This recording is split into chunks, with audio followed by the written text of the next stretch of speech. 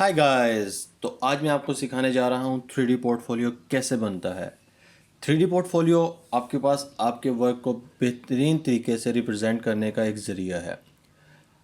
आपने अपने वर्क की इमेजेस जो है वो इकट्ठी करनी है और उनको किस तरीके से एडजस्ट करना है कि वो एक प्रॉपर तरीके से और एक बेटर तरीके से व्यू में आए। होप सो आपको ये वीडियो पसंद आएगी और आप इसको लाइक शेयर और कमेंट ज़रूर कीजिएगा। और अगर आप ऐसी वीडियोस पावर पॉइंट से रिलेटेड और डिफरेंट फील्ड्स के रिलेटेड देखना चाहते हैं तो हमारे चैनल को सब्सक्राइब ज़रूर कीजिएगा। आज आपको सिखाऊंगा 3D पोर्टफोलियो। तो सबसे पहले आपने पावर पॉइंट ओपन कर लेना है और पावर पॉइंट में जाके आपने लेआउट में जाना है और लेआउट में जाके इसको ब्लैंक कर लेना है। अब आपके पास ब्लैंक लिस्ट सामने आ गई। अब इंसर्ट में जाना है और इंसर्ट में जाके पिक्चर्स में जाके जो आपके वर्क की इमेजेस होंगी वो सारी की सारी इमेजेस को आपने इंपोर्ट कर लेना है। तो मैं अपनी इमेजेस जो मैंने जिस पे वर्क करना चाह रहा हूँ मैं उन सबको सिलेक्ट किया और सिलेक्ट करने के बाद उनको इंसर्ट कर दिया।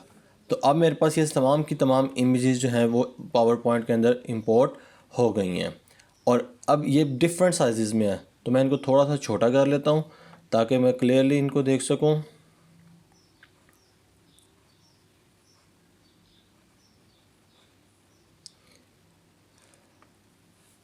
तो ये छोटी हो चुकी हैं। अब आपने करना क्या है, पहले इमेज को सिलेक्ट करना है और उसके बाद क्रॉप में जाना है और क्रॉप में जाके आपने एस्पेक्ट रेशियो और यहाँ पे आके अपनी अपनी मर्ज़ी से आपने क्रॉप करना है। मैं यहाँ पे 16:9 रेशियो में इसको क्रॉप कर रहा हूँ और आप देख सकते हैं क्लियरली कि जो इमेज मेरी रिक्वायर्ड इमेज है उतना हिस्सा मैं यहाँ पे रहने दे रहा हूँ, बाकी सारे के सारे हिस्सा जो है मैं वो क्रॉप कर दिया। अब आपने क्या करना है, इसी तरह बारी बारी सारी इमेजेस को सिलेक्ट करना है और क्रॉप करते जाना है। तो इंसर्ट में जाके क्रॉप में जाके एस्पेक्ट रेशो में जाके आपने अपनी मर्ज़ी से क्रॉप करना है और लाजमी नहीं आप इस तरह क्रॉप करें, आप किसी और तरीके से भी क्रॉप कर सकते हैं। जिस तरह आप आम क्रॉप करते हैं राइट क्लिक करके क्रॉप कर सकते हैं।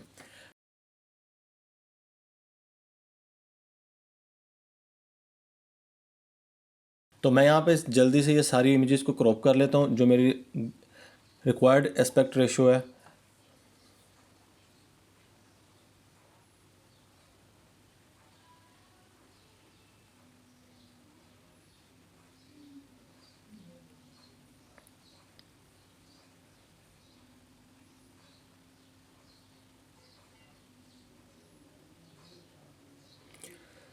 इससे ये होता है कि आपके पास जो आपकी इमेजेस होती हैं वो बहुत ही अच्छे तरीके से सेट हो जाती हैं।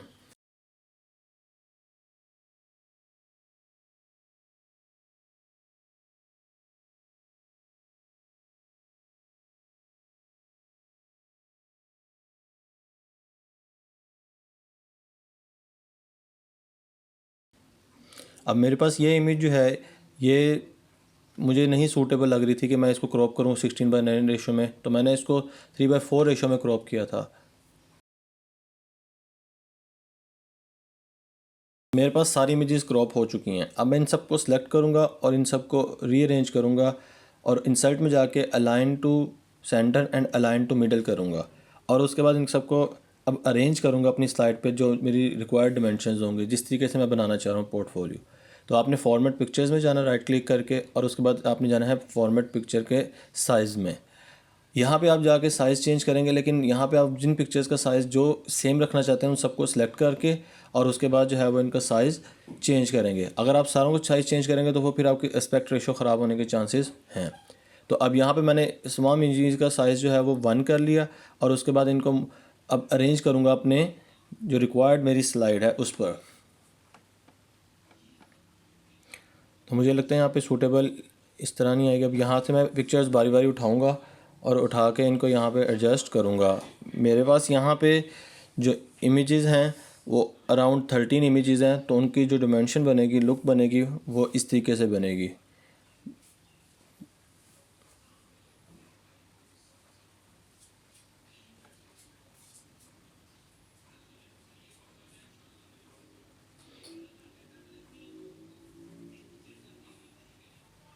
तो ये मैंने एक लुक तैयार कर ली। अब आपने इन सबको सिलेक्ट करना है और इन सबको ग्रुप कर लेना है। राइट क्लिक करके ग्रुप या कंट्रोल जी प्रेस करके आपने इनको ग्रुप कर लेना है। अब आपके पास मेरे पास ये एक इमेज बन चुकी है। अब मेन काम आता है 3D पोर्टफोलियो में चेंज करने का। 3D पोर्टफोलियो में कैसे चेंज करना है, मैंने इनको कॉपी कर लिया और अब मैंने स्टार्ट मेन्यू में जाके पेंट 3D ओपन करना है। यहाँ से न्यू फाइल ओपन करनी है और उसके बाद यहाँ पे मैंने उसको पेस्ट कर देना है। तो मैं यहाँ पे पेस्ट कर चुका हूँ। अब आप देख सकते हैं क्लियरली मेरे पास यहाँ पे राइट साइड पे ऑप्शन आ रही है मेक 3D की। तो आपने इस सिलेक्ट पिक्चर को मेक 3D में कन्वर्ट कर दिया और आप साथ ही देख सकते हैं इनके साइड पे रोटेशन का साइन आ चुके हैं। यहाँ से आपने सेव एज करना है और 3D मॉडल में इसको सेव कर लेना है और जिस जगह पे आप सेव करना चाहते हैं मैं वहाँ पे 3D पोर्टफोलियो के नाम से इसको सेव कर लूँगा।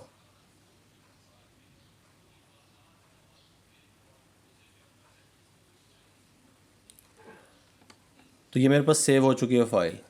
अब मेरी रिक्वायर्ड फ़ाइल इस फॉर्मेट में यहाँ पे आप देख सकते हैं 3D पोर्टफोलियो में आ चुकी है। मैं पावर पॉइंट ओपन करूँगा और पावर पॉइंट के अंदर उस फाइल को इंपोर्ट करूँगा। फ़िलहाल मैं ये वाली फ़ाइल को साइड पे कर रहा हूँ क्योंकि ये मेरे पास सिर्फ़ और सिर्फ ग्रुप के फॉर्मेट में है। तो अब मैं इंसर्ट में जाऊँगा और इंसर्ट में जाके 3D पोर्टफोलियो को इंसर्ट कर दूँगा। इसका दूसरा वे है कि आप डायरेक्ट ट्रैक डाउन कर देंगे। हमारे पास जो है वो 3D पोर्टफोलियो जहाँ पे मौजूद है वहाँ से आप इसको इंपोर्ट कर सकते हैं बाय ड्रैग एंड ड्रॉप। अब यहाँ पे ये ड्रैग एंड ड्रॉप हो चुका है और इस पर क्लियरली आपको नज़र आ रहा है कि यहाँ पे साइन है रोटेशन का भी और फ्लिप करने का भी। तो आपने इसको रीअरेंज करना है अपनी फ़ाइल के ऊपर जहाँ पे आप इसको एडजस्ट करना चाहते हैं, जिस तरीके से आप इसको एडजस्ट करना चाहते हैं अपने पोर्टफोलियो के लिए। तो मैं ये वाली फ़ाइल को फ़िलहाल जो है वो सिलेक्शन मेन्यू में जाके छुपा देता हूँ और ये हाइड होगी मेरे पास ये फ़ाइल और मेरे पास जो रिक्वायर्ड फ़ाइल है मेरी वो सामने आ चुकी है। तो ये काफ़ी अच्छा व्यू मिल रहा है और इसको मैं रीअरेंज कर लेता हूँ अपनी स्लाइड पे अपनी साइज़ के मुताबिक।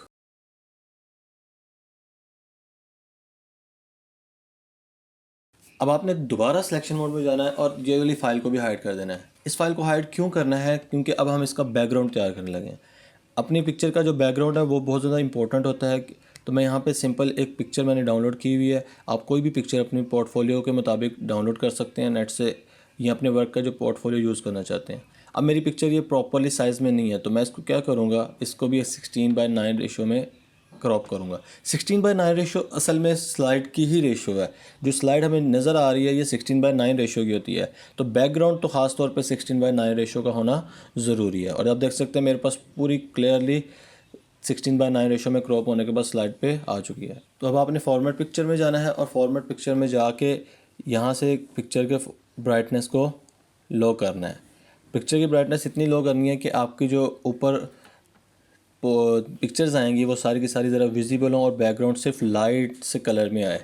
तो यहाँ से मैं सिलेक्शन मोड में जाके अपना जो 3D आइकन था उसको विजिबल करूँगा। तो अब मेरे पास वो बैक साइड पे था तो मैं इसलिए ये वाले बैकग्राउंड को सेंड टू बैक कर दूँगा और मेरे पास जो मेरा 3D आइकन था वो फ्रंट पे आ गया। अब यहाँ पे जाके आपने इसको एडजस्ट करना है, रीसाइज़ करना है अपने बैकग्राउंड के मुताबिक। और मेरे पास यहाँ पे जो इमेजेस हैं इसके लेफ़्ट साइड पे मैं राइटिंग लिखना चाह रहा हूँ तो इसलिए मैं उसको थोड़ा सा छोटा कर लूँगा।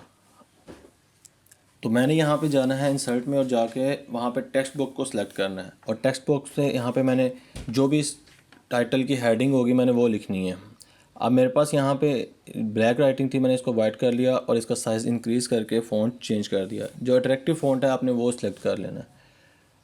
अब इसके बाद आपने दोबारा एक और इन टेक्स्ट बॉक्स इंसर्ट करना है और यहाँ पे आपने इसको सेम प्रोसीजर रिपीट करना है, साइज़ इंक्रीज़ करना है या डिक्रीज़ करना है, जो भी सूटेबल सेटिंग्स हैं। मैं यहाँ पे इसके राइटिंग को थोड़ा सा लूज़ कर रहा हूँ ताकि ज़रा अच्छी लुक आए नीचे सब हेडिंग में। तो animal portfolio by Mohammad Ali.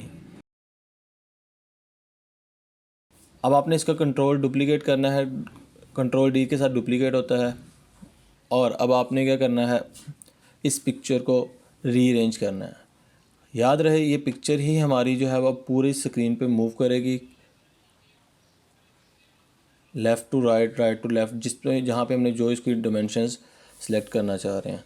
तो मैंने इसको पहले सेलेक्ट करके ग्रुप कर लिया और कोशिश करनी है आपने कि यहाँ पे जितने भी आपके आइकन्स हैं, जितने भी आपके पास जो हैं वो राइटिंग लिखी हुई है, अगर ग्रुप में है तो तमाम स्लाइड्स में वो ग्रुप में ही रहनी चाहिए।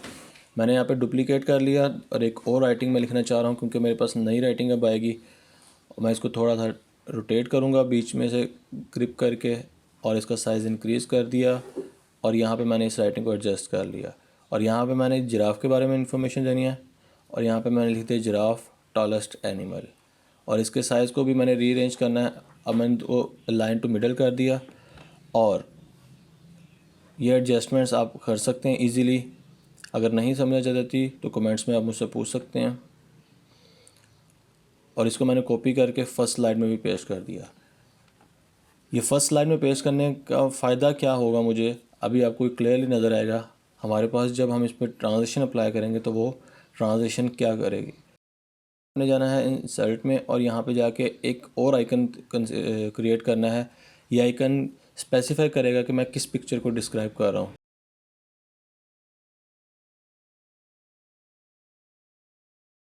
ये मैंने एक लाइन लगा ली और उसके बाद मैंने एक सर्कल क्रिएट किया। इस सर्कल को मैं नो आउटलाइन करूँगा नो फिल करूँगा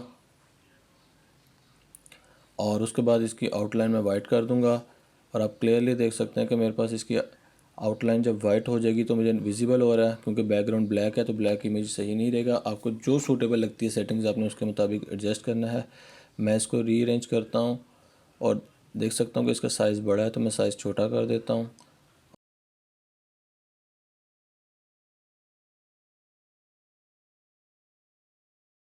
इस लाइन को मैं सर्कल के साथ अटैच कर दिया और ये थोड़ा सा अजीब लुक दे रहा है तो मैं इसलिए इसको सेटिंग्स करता हूँ इसकी डिफरेंट।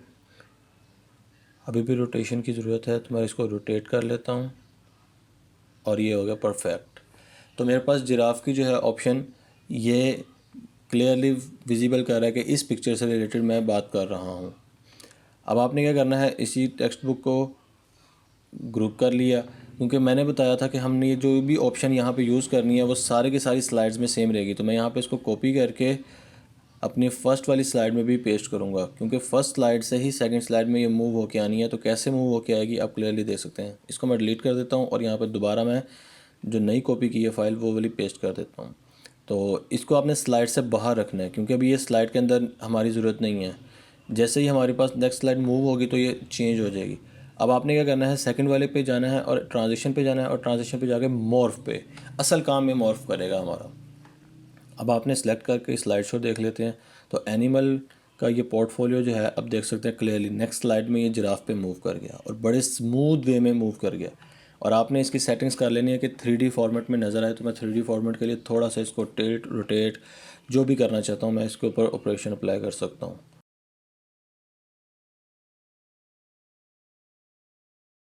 स्लाइड शो चेक करता हूँ और ये आप देख सकते हैं परफेक्टली बड़ा स्मूथली वे में ये इन हुआ। तो आप जो भी चेंजिंग्स करेंगे ऑटोमेटिकली ये इसी तरह स्मूथ वे में मूव करेंगे। अब आपने दोबारा इसको डुप्लीकेट लेना है और कंट्रोल डी प्रेस कर सकते हैं, डुप्लीकेट कर सकते हैं। अब आपने क्या करना है यहाँ पे जिराफ की ऑप्शन जो आपके पास इन हुई थी आपने इसको दोबारा बाहर लेके जाना है। तो दोबारा आपने इसको डिलीट नहीं करना है, इसको आपने दोबारा स्लाइड से बाहर लिख देना है। और अब यहाँ पे हमारे पास इसकी जो रोटेशंस हैं चेंज करके जहाँ पे जिस पोजीशन पे भी इसको मैं सेट करना चाह रहा हूँ आपने इसको सेट कर लेना है। और उसके बाद मैंने यहाँ पे इसी को रीअरेंज किया और दोबारा कॉपी करने के बाद मैंने यहाँ पे कैट के मुतालिक जो है वो डिस्क्रिप्शन दे दी। तो मैं ये काम जल्दी से कर रहा हूँ ताकि ये काम दोबारा पुराने वाले की तरह ही रिवाइज़ करना है। दोबारा वही वाला आइकन बनाना है कि हम किस पिक्चर के बारे में डिस्क्राइब कर रहे हैं और इसको स्लाइड से बाहर लिखना था। तो ये इस केस में स्लाइड में आएगा क्योंकि हमारी ये मेन स्लाइड है। तो इस केस में हम स्लाइड से बाहर लिखेंगे जो ऊपर वाली स्लाइड है सेकंड नंबर वाली। तो आपने ख्याल रखना है कि जिस स्लाइड को हमने यूज़ करना है उसमें ये इन रहेगा और बाकी दो स्लाइड उसके ऊपर वाली स्लाइड में भी बाहर रहेगा और नीचे वाली में भी। तो आप स्लाइड शो चेक करें बड़ा स्मूथली वे में हमारे पास ये मूव कर रहा है। तो आप क्लियरली देख सकते हैं हमारे पास ये कैट का स्लाइड शो आ चुका है। अब आपने दोबारा रीअरेंजमेंट करनी है और इसी तरह मैं डुप्लीकेट स्लाइड करता जा रहा हूँ और जो मेरी रिक्वायर्ड फील्ड है यानी कि मैंने ग्राफ मैंने आपको किसी भी एनिमल के बारे में लॉयन के बारे में बताना है तो मैं लॉयन को राइटिंग लिख रहा हूँ। अब आपने क्या करना है मैं बार बार बताऊँगा ये बात कि आपने उस स्लाइड से ऊपर और उस स्लाइड से नीचे वाली जो हमारी रिक्वायर्ड स्लाइड है दोनों में आपने पेस्ट करना है। कैट अगर हम डिस्क्राइब करना चाह रहे हैं तो कैट से ऊपर भी हमारे पास स्लाइड में रहेगा और कैट से नीचे भी स्लाइड में। वरना ये क्या होगा कि ये ट्रांजिशन मूव होते हुए एक फेड में आएगी, इस पर एनिमेशन अप्लाई होगी, ट्रांजिशन अप्लाई होगी फेड वाली। लेकिन ये रन होते हुए मूव करते करते स्लाइड के अंदर इन वैसे नहीं होगी। तो मॉर्फ जो है वो काम करता है कि आपकी पिछली स्लाइड से जो डाटा मौजूद होता है बिल्कुल सेम वही डाटा अगर अगली स्लाइड में भी है तो उसको आराम से शफल करता है। तो अब आप देख सकते हैं मैंने ये सारे के सारी सेटिंग्स कर रहा हूँ डियर के बारे में, और ये डियर के बारे में सेटिंग्स में कैट को मैंने बाहर रखा हुआ है और जो भी मेरे रिक्वायर्ड फील्ड्स हैं मैं सारों को एडजस्ट करता जा रहा हूँ। और ये मेरे पास जो है मेरी ट्रांजिशन कंप्लीट हो चुकी है।